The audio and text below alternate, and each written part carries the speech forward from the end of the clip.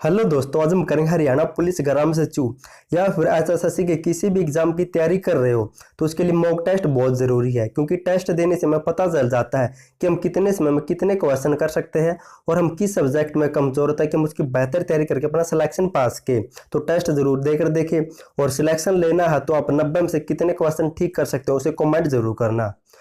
Question number 1 है, हरियाणा में अधूरा अभिलेख कहाँ से प्राप्त हुआ था? तो इसका राइट आंसर होगा ऑप्शन सी, तो कपाल मोचन। यमुनानगर जिले के कपाल मोचन से अधूरा अभिलेख प्राप्त हुआ था। और ये जो करनाल है यहाँ से एक अभिलेख प्राप्त हुआ था जो खरोटी लिपि में था। और इस अभिलेख में तालाबों के निर्माण का वर्णन किया गया था।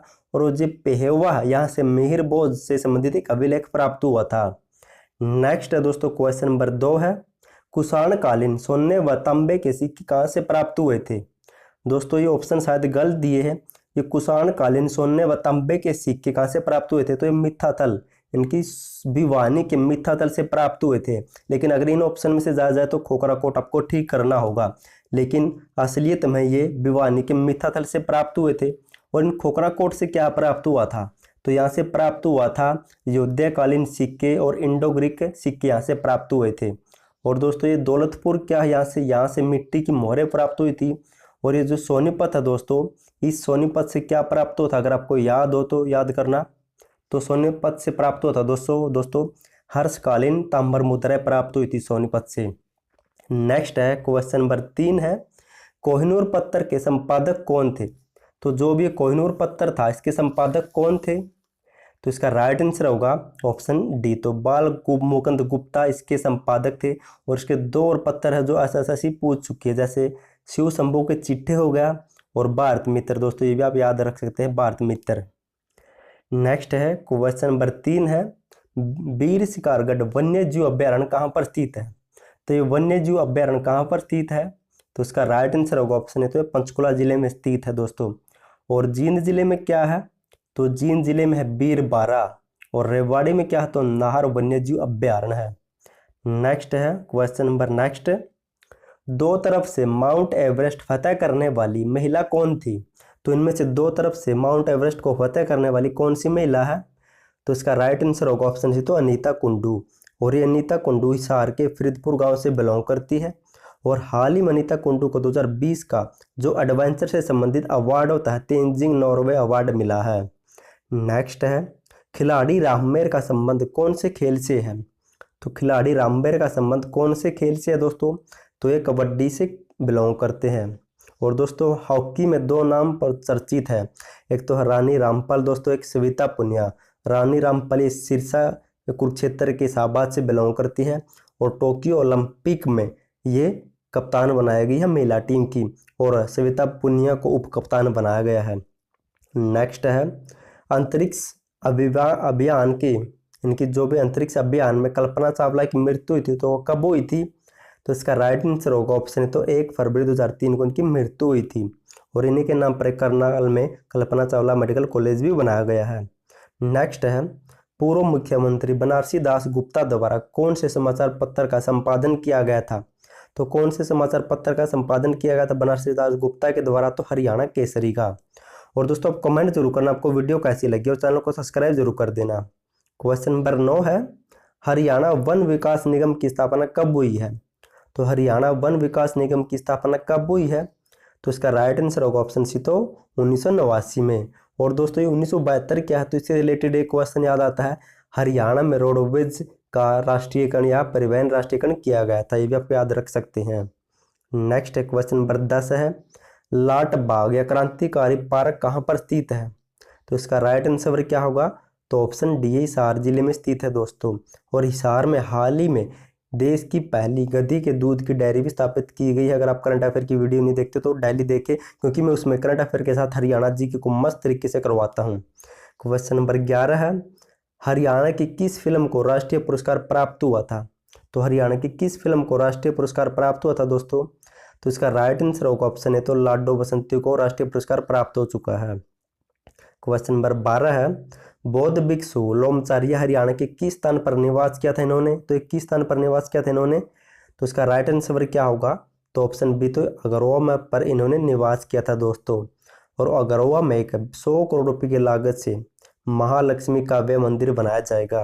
क्वेश्चन नंबर 13 है, किस ग्रंथ में महात्मा बुद्ध द्वारा हरियाणा की यात्राओं का वर्णन किया गया है? तो इसका राइट आंसर होगा ऑप्शन डी। तो पंचसूदनी ग्रंथ में हरियाणा की यात्राओं का वर्णन किया जो महात्मा बुद्ध ने की थी। और अब महात्मा बुद्ध से रिलेटेड एक क्वेश्चन बनता है, हरियाणा में सबसे पहले महात्मा बुद्ध ने गुरुग्राम के धनकोट में उपदेश दिया था दोस्तों, ये भी आपको याद रखना है। क्वेश्चन नंबर 14 है, दिल्ली संग्रहालय के अनुसार हरियाणा को धरती का स्वर्ग किस वर्ष को माना गया है? तो इसका राइट आंसर होगा ऑप्शन बी। तो 1328 वर्ष में। क्वेश्चन नंबर 15 है, संतनामियों का विद्रोह किसके शासनकाल में हुआ था? तो संतनामियों का विद्रोह किसके शासनकाल में हुआ था? तो ऑप्शन बी, अकबर के शासनकाल में हुआ था। दोस्तों अगर कुछ ऑप्शन गलत दिए और मुझसे गलत बताया जाए तो प्लीज़ माफ़ कर देना, उसे कमेंट जरूर करना ताकि मुझे भी पता चल सके और अन्य स्टूडेंट को भी पता चल सके। क्वेश्चन नंबर 16 दोस्तों, दारा सिकों द्वारा थानेसर में मकबरा वह किसके गुरु थे? तो किसके गुरु थे? तो इसका राइट आंसर होगा ऑप्शन बी। तो सांझा से संबंधित है दोस्तों, ये आपको याद हो, सांझा के पुत्र थे। नेक्स्ट क्वेश्चन नंबर 17 दोस्तों, ठाकुर फेर किसके दरबारी कवि थे? दोस्तों ये ठाकुर फेर किसके दरबारी कवि थे? तो ऑप्शन सी, अलाउद्दीन खिलजी के थे ये। नेक्स्ट दोस्तों क्वेश्चन नंबर 18 है, बल्लभगढ़ रियासत के संस्थापक कौन थे? तो बल्लभगढ़ रियासत के संस्थापक कौन थे? तो ऑप्शन डी, गोपाल सिंह थे। क्वेश्चन नंबर 19 है, हरियाणा राज्य अभिलेखागार पंचकूला में कब स्थापित किया गया? तो कब स्थापित किया पंचकूला में? तो 1972 में दोस्तों। और 1972 में एक का नाम आपको याद आता होगा, राष्ट्रीय परिवहन, ये भी आपको याद रखना है। और जो 1967 में क्या हुआ था? तो 1967 में हरियाणा विधानसभा के पहले चुनाव हुए थे, आप यहाँ से याद रख सकता है दोस्तों। जो भी आपको 4 ऑप्शन बने उनके बारे में सोचना, तभी आपका एग्जाम क्लियर होगा, कहीं आप एक ऑप्शन पर ना टिक जाए। जैसे आप किसी का मॉक टेस्ट दे रहे हो तो आपको 4 ऑप्शनों को देखना है, उससे रिलेटेड क्वेश्चन को याद करना है दोस्तों, तभी आपका सिलेक्शन होगा। और बात 1975 से करें तो दोस्तों क्या हुआ था? तो 1975 में सिरसा जिले की स्थापना हुई थी, ये भी आपको याद रख सकते हैं। नेक्स्ट क्वेश्चन नंबर 20 है, आज़ाद हिंद फौज वह सूरवीर जिसमें मणिपुर में झंडा फहराया था? तो आज़ाद हिंद फौज का एक सूरवीर था जो जिसने मणिपुर में झंडा फहराया था, वह कौन था? तो मेजर सूरजमल था दोस्तों। क्वेश्चन नंबर 21 है, 6ठी शताब्दी ईसा पूर्व 16 महाजनपदों के विषय में निम्नलिखित में से किस बौद्ध ग्रंथ में सूचना मिलती है? तो दोस्तों एक बौद्धों का ग्रंथ होता है अंगुत्तर निकाय, इसमें जो भी पहले 16 महाजनपद होते थे उनकी चर्चा की गई इसके बारे में। और जो त्रिपिटक होता है दोस्तों ये सब जैनों का ग्रंथ है। नेक्स्ट दोस्तों क्वेश्चन नंबर 22 है, विश्व का पहला गणतंत्र वैशाली किसके द्वारा स्थापित किया गया था? दोस्तों ये पहले एक साम्राज्य होता था वैशाली, तो किसके द्वारा स्थापित किया गया था? तो इसका राइट आंसर होगा ऑप्शन डी, तो लिच्छवी के द्वारा स्थापित किया गया था। क्वेश्चन नंबर 23 है दोस्तों, आप वीडियो पसंद है तो वीडियो को लाइक और चैनल को सब्सक्राइब जरूर कर देना और इसे शेयर भी करना। क्वेश्चन नंबर 23 है, मोहम्मद गौरी ने जयचंद को किस युद्ध में पराजित किया था? तो इसका राइट आंसर होगा ऑप्शन सी, तो चंदावर का युद्ध हुआ था 1194 में। और दोस्तों जो तराइन का युद्ध हुआ था 1194 में दोस्तों चंदावर का युद्ध हुआ था। और जो 1191 में हुआ था तराइन का युद्ध, इसमें मोहम्मद गौरी और पृथ्वीराज चौहान के बीच में युद्ध हुआ था, इसमें पृथ्वीराज चौहान की हार हो गई थी। लेकिन जो 1192 में हुआ था इसमें पृथ्वीराज चौहान हार गए थे और मोहम्मद गौरी की जीत हो गई थी, क्योंकि जयचंद ने मोहम्मद गौरी का साथ दिया था। नेक्स्ट दोस्तों क्वेश्चन नंबर 24 है, निम्नलिखित में से कौन कलकत्ता के संस्थापक है? तो कलकत्ता की स्थापना किसके द्वारा की गई थी? तो इसका राइट आंसर होगा ऑप्शन बी, तो चौबन चारनोक के द्वारा। क्वेश्चन नंबर 25 है, भारत में पुर्तगाली शक्ति का वास्तविक संस्थापक कौन था? तो भारत में पुर्तगाली शक्ति का वास्तविक संस्थापक कौन था? तो इसका राइट आंसर क्या होगा 25 का? तो 25 का अल बुर्क होगा दोस्तों, आपको याद रखना है। क्वेश्चन नंबर 26 है, सर्वप्रथम किसने पृथ्वी का आकार गोल बताया था? तो सबसे पहले किसने बताया कि पृथ्वी गोल है? तो यह बताया था अरस्तुत ने। नेक्स्ट क्वेश्चन नंबर 27 है, आधुनिक भूगोल का जनक किसे कहा जाता है? दोस्तों मॉडर्न जियोग्राफी का फादर किसे कहा जाता है? तो इसका राइट आंसर होगा दोस्तों ऑप्शन ए, इनकी वाल हेम्बोल्ट ने। दोस्तों इसका फुल नाम क्या है? तो अलेक्जेंडर वाल हेम्बोल्ट। दोस्तों यहाँ पर आधुनिक का कहा गया, अगर ऐसे पूछा जाए फादर ऑफ जियोलॉजी किसे का, फादर ऑफ जियोग्राफी किसे कहा जाता है? तो ही केटीएस को याद करना दोस्तों। और मॉडर्न का आएगा वाम हेम्बोल्ट। नेक्स्ट दोस्तों क्वेश्चन नंबर 28 है, किन भूकंपीय तरंगों से मकान ऊपर उठने व धंसने लगता है? तो किन भूकंपीय तरंगों से होता है ऐसे? तो ऑप्शन बी तो एस तरंगों से होता है दोस्तों। नेक्स्ट क्वेश्चन नंबर 29 है दोस्तों। ऐसे क्वेश्चन बहुत अच्छे क्वेश्चन होते हैं दोस्तों, क्योंकि एक क्वेश्चन के चार क्वेश्चन हो जाते हैं, आपको सही मिलान करना है। एशिया में कौन सी सबसे ऊंची चोटी है, शिखर है? तो एशिया में माउंट एवरेस्ट है, ठीक। दक्षिण अमेरिका में कौन सी है? तो एकागुआ है दोस्तों ये। और उत्तरी अमेरिका में कौन सी? तो मैकिले है दोस्तों। और अफ्रीका में किलिमंजारो। तो इसका ऑप्शन ए, इनकी ए का 1, 2 का 2, 3 का 3, 4 का 4। नेक्स्ट है दोस्तों, नेक्स्ट क्वेश्चन नंबर 30 है। विश्व का सर्वाधिक ऊंचाई वाला पठार कौन सा इन चार ऑप्शन में से? तो सबसे ऊंचा पठार ऑप्शन है तिब्बत का पठार है दोस्तों। और जो ग्रेट बेसिन पठार है, ग्रेट इनकी उसी में पड़ता है, ब्रिटेन में। नेक्स्ट है क्वेश्चन नंबर 31 है। मुद्रास्फीति में, तो मुद्रास्फीति में क्या होता है? तो मुद्रास्फीति में होता है ऑप्शन सी दोस्तों, ये और बी दोनों, की वस्तु एवं सेवा की कीमत में वृद्धि हो जाती है, मुद्रा के मूल्य में कमी हो जाती है। क्वेश्चन नंबर 32 है। विश्व का बृहत्तम डेल्टा निर्मित होता है, तो किस नदी के द्वारा विश्व का सबसे बड़ा डेल्टा बनाया जाता है? तो ऑप्शन ए, गंगा और ब्रह्मपुत्र नदी के द्वारा। क्वेश्चन नंबर 33 है। सही मिलान करना फिर से, तो इन्हें बताना किसका अनुच्छेद किससे रिलेटेड है दोस्तों। जैसे राष्ट्रपति, उपराष्ट्रपति या राज्यपाल से कौन सा अनुच्छेद रिलेटेड, आपको ये बताना है। तो इसका राइट आंसर होगा दोस्तों, राष्ट्रपति का उल्लेख मिलता है इस अनुच्छेद के तहत 52 में, उपराष्ट्रपति 63 में, नियंत्रण एवं महालेखा परीक्षक है 148 में, राज्यपाल है 153 में। नेक्स्ट दोस्तों, संघ की व्यवस्था का निर्माण होता है, तो किसके द्वारा होता है दोस्तों? इसका तो सीधे बता देता हूँ आपको, ऑप्शन है राष्ट्रपति, लोकसभा और राज्यसभा के द्वारा संघ की व्यवस्था का निर्माण होता है। नेक्स्ट है क्वेश्चन नंबर 35 पर आ गए। हाँ, मूल संविधान में कुल कितनी अनुसूचियां की संख्या थी? यानी कि तब जब संविधान बना तब संविधान में कुल कितनी अनुसूचियां थी? तब दोस्तों 8 अनुसूची थी, वर्तमान में 12 हो गई है। क्वेश्चन नंबर 36 है दोस्तों, ये क्वेश्चन आपके लिए है। संविधान पर कुल कितने सदस्यों के हस्ताक्षर हुए थे? आप कमेंट जरूर करना इसका क्या आएगा। क्वेश्चन नंबर 37 है। समाजवादी, पंथ निरपेक्ष एवं अखंडता शब्द किस संविधान संशोधन के द्वारा जोड़े गए थे? तो इसका राइट आंसर होगा ऑप्शन है तो 42वां संविधान संशोधन हुआ था 1976 में दोस्तों। और ये इम्पोर्टेंट है, इसे मिनी संविधान भी कहा जाता है।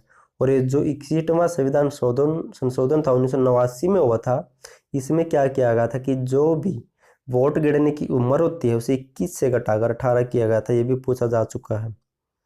नेक्स्ट है दोस्तों क्वेश्चन नंबर 38 है, ये इकोनॉमिक का क्वेश्चन है। बाड़ों की खरीद को क्या कहते हैं? तो इसको खरीद को क्या कहा जाता है? तो 38वां का होगा सी दोस्तों, संस्थागत निवेश, इनकी इंस्टीट्यूशनल इन्वेस्टमेंट कहा जाता है। क्वेश्चन नंबर 38 है। पूर्ण परिवर्तनीय रुपये का अर्थ क्या होता है? तो इस पूर्ण परिवर्तनीयता रुपये का अर्थ क्या होता है? तो ऑप्शन 39 का होगा दोस्तों, इसका होगा ऑप्शन डी, मांग तथा आपूर्ति की बाजार बलों द्वारा स्वतंत्र रूप से रुपये और विदेशी मुद्राओं के बीच विनिमय की दर निर्धारित करना होता है। क्वेश्चन नंबर 40 है। निजी निवेश को अन्यथा कहा जाता है, तो इसका अलग से नाम क्या होता है?